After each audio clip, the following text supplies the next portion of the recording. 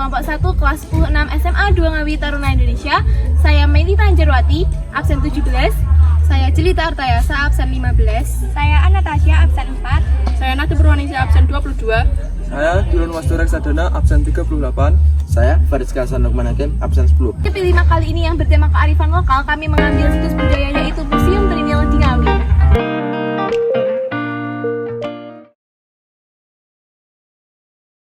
Hai all, jadi di sini kita sudah ada di Museum Trinil di bagian depannya. Di sini terdapat taman-taman dan juga patung gajah di sebelah kiri saya.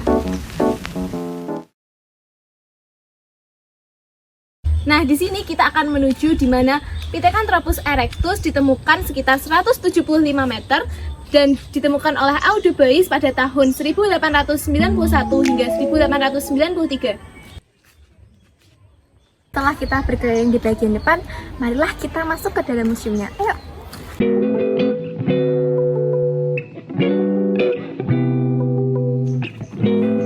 Di sini kita udah sampai di pintu masuk Museum Trinil.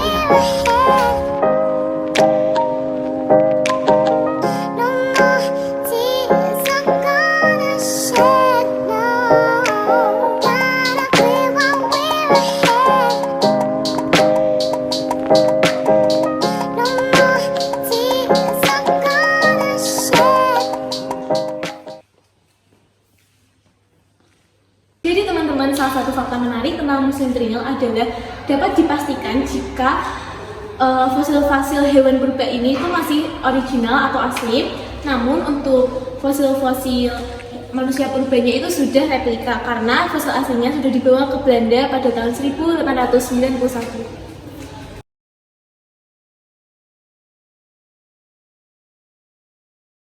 Jadi di sini saya akan mewawancarai salah satu petugas yang ada di Museum Trinil ini.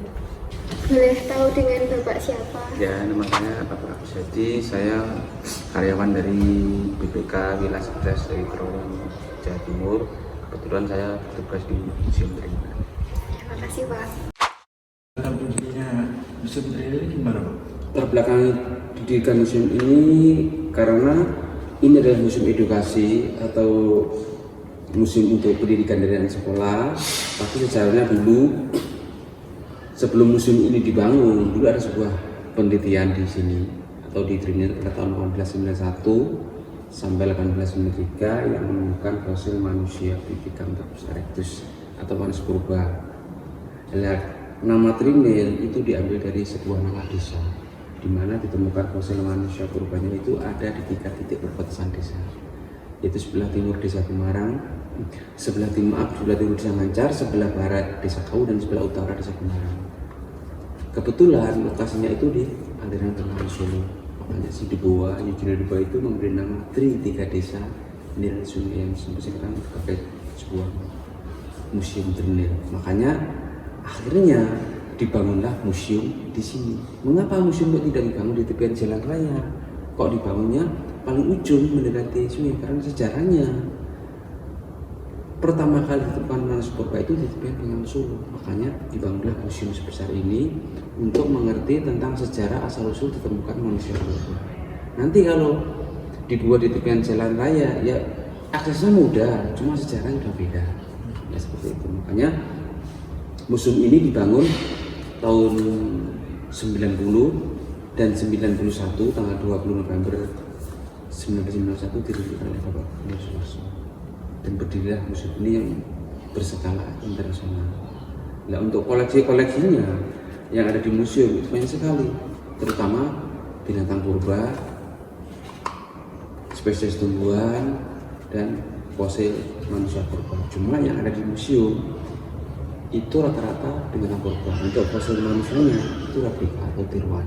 Yang originalnya dibawa ke Belanda semua. Jadi Eugene Deboa itu membawa fosil atau membawa temuan-temuan fosil dari Trinil itu kurang lebih 40.000 fosil.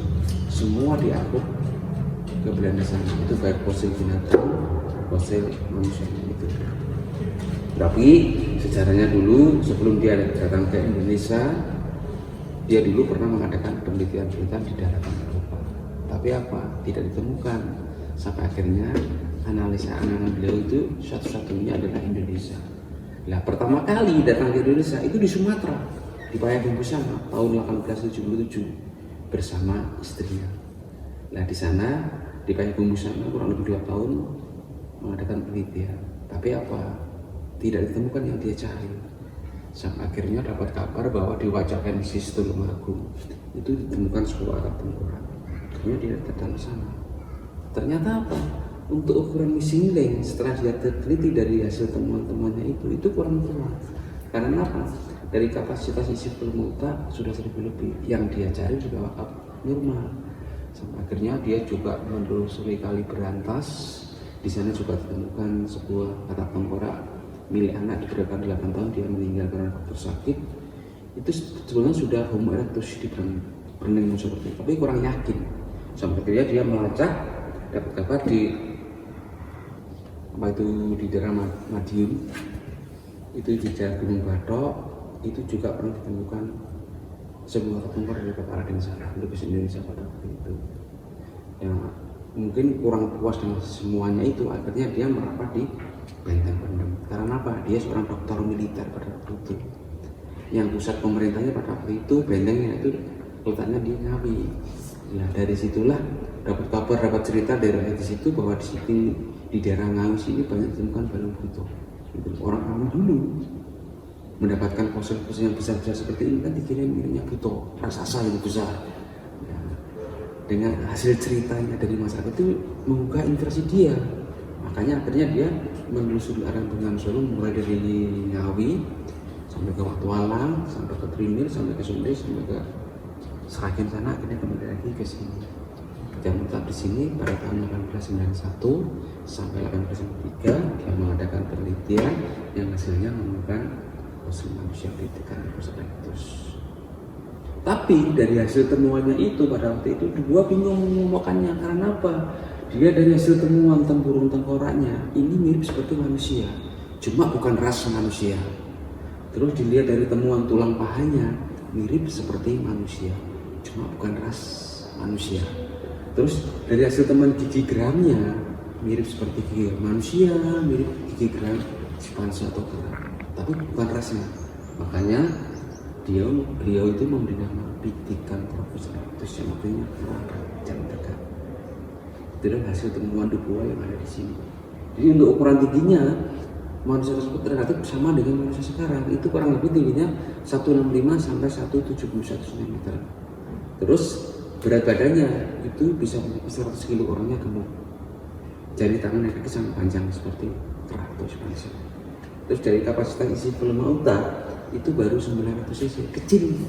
Pertanyaan. Jadi otaknya manusia ini di antara otak kera dan otak manusia modern. Kalau kera itu 600, kalau ini 900, kalau manusia modern seperti kita itu 1200 sampai 1400. Itu adalah temuan-temuan Dubois yang dianalisis berdasarkan dari itu sejarah atau teori evolusi Darwin. Tapi dari hasil temuan di Trinil itu belum menguatkan untuk menjawab dari teori evolusi Darwin. Setelah bertahun-tahun terjadi perhelatan antara iya dan tidak, temuan Dubois di Trinil untuk menjawab dari misinya di Darwin itu belum terjawab. Setelah mungkin bertahun-tahun ya mengalami gendala antara iya dan tidak, benar dan tidaknya, akhirnya terjawab sudah dengan hasil temuan yang ada di Cina, artinya lebih dekat dengan manusia Peking Man, sama di daerah Eropa Neanderthal itu sama persis yang ada di Cina sama di Trinil, sama persis temuannya itu. Makanya akhirnya dunia arkeologi yang sana itu mengakui jadi apa yang pernah ditemukan Dubois di Trinil itu betul-betul real nyata menjawab dari teori evolusi. Makanya di situ di dalam itu dituliskan Trinil menjawab dunia, yang artinya bahwa temuan Dubois yang ada di Trinil itu menjawab dari hasil temuan Dubois berdasarkan dari teori evolusi sendiri. Tapi pada waktu diambil dunia si Dubois itu sudah keburu meninggal karena faktor usia. Lah untuk menghargai jasa beliau, batu nisannya itu di makamnya itu digambarkan tempurung tengkorak bersilakan tulang paha manusia purba itu untuk menghargai hasil karya beliau untuk menjawab dari teori evolusi dan untuk teori misi. Secara seperti itu. Terima kasih. Di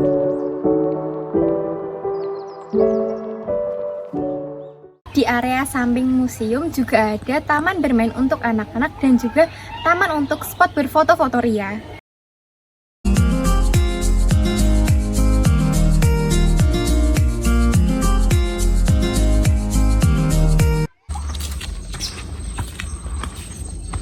Nah teman-teman, ini dia yang dimaksud ada patung gajah, tepatnya itu di belakang Museum Trinil yang menyimpan fosil-fosil. Selain patung gajah juga banyak patung hewan purba lainnya.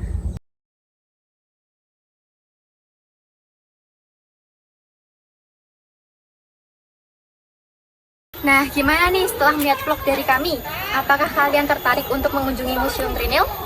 Kalian harus mempunyai rasa ingin tahu tentang kehidupan nenek moyang pada zaman dahulu. Itu saja ya vlog dari kami. Maaf bila ada salah kata yang disengaja maupun tidak. Semoga bermanfaat. Wassalamualaikum warahmatullahi wabarakatuh. Bye-bye.